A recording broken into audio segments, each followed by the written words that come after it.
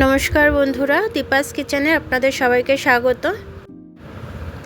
আজকে আমি সুজির ল্যাংচা বানাবো। তার জন্য আমি আগে একটু আমল দুধ নিয়ে গরম করে নিচ্ছি। সুজিটা মিক্সিতে একটু ঘুরিয়ে নিয়েছি, একটু পাউডার বানিয়ে নিয়েছি। তারপরে এবার আমি শুকনো কড়ায় ওটাকে ভেজে নেব। আমি সুজিটা এটা ভাজতে ভাজতে আমি একটু ঘি দিয়ে দেবো পরে। দেখুন আমি ঘিটা দিয়ে দিচ্ছি, এতটা দিয়ে আমি এবার এটাকে ভালো করে ভেজে নেব। খুব ভালো করে ভাজবো না, হালকা জাস্ট নেড়ে নেব। তারপরে দুধটা দিয়ে দেবো। দুধটা দিয়ে আমি এটাকে ভালো করে মিশিয়ে নেব। একটু একটু করে দুধ দিয়ে দিয়ে মেশাবো। আমি ভালো করে মিশিয়ে নেব। এটা যখন একটু দুধটা টেনে যাবে, আমি একটু এলাচের গুঁড়ো দিয়ে দিলাম। দিয়ে এবার ভালো করে আমি এটাকে নেড়ে নেব। নেড়ে নিয়ে এবার দেখুন এটা শুকিয়ে এসছে, আমি এবার থালায় ঢেলে নেব।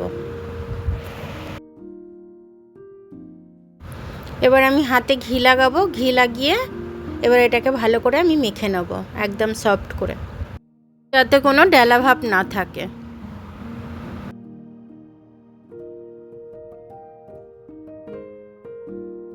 এবার আমি একটু ল্যাংচার শেপ দিয়ে নেব।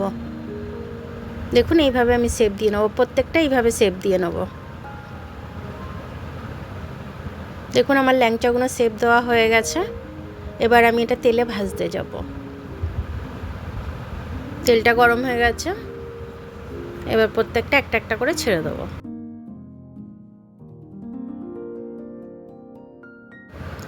আমি উল্টে ভালো করে ভেজে নিচ্ছি, লাল লাল করে। এটাকে যেরকম ল্যাংচা হয় সেরকমভাবেই ভেজে নেব। আমি ভেজে নিয়ে তারপর তুলে নেব।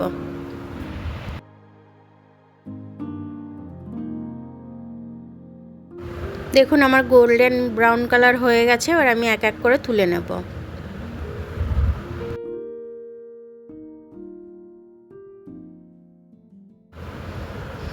দেখুন আমি এক বাটি মেপে চিনি নিয়ে নিয়েছি। সেই বাটিরই আমি আরও 3 বাটি জল দিয়ে দেবো। দিয়ে আমি এটাকে ভালো করে ফুটতে দেবো। এটা ফুটে গেলে তারপর আমি ল্যাংচাগুলো দিয়ে দেবো। 5 মিনিট মতো ল্যাংচাগুলো আমি চিনির শিরার মধ্যে রেখে দেবো। আমি গ্যাসটা অফ করে দেব। অফ করে দিয়ে এবার 5 মিনিট মতো ওতে রেখে দেবো। দেখুন আমি ল্যাংচাগুলো নামিয়ে নিয়েছি। একদম শিরাটা ওর ভেতরে ঢুকে গেছে, ভীষণ সফট হয়েছে, নরম হয়েছে। তো আমি আপনাদের একটা ভেঙে দেখাচ্ছি। দেখুন একদম জুসি হয়েছে একদম।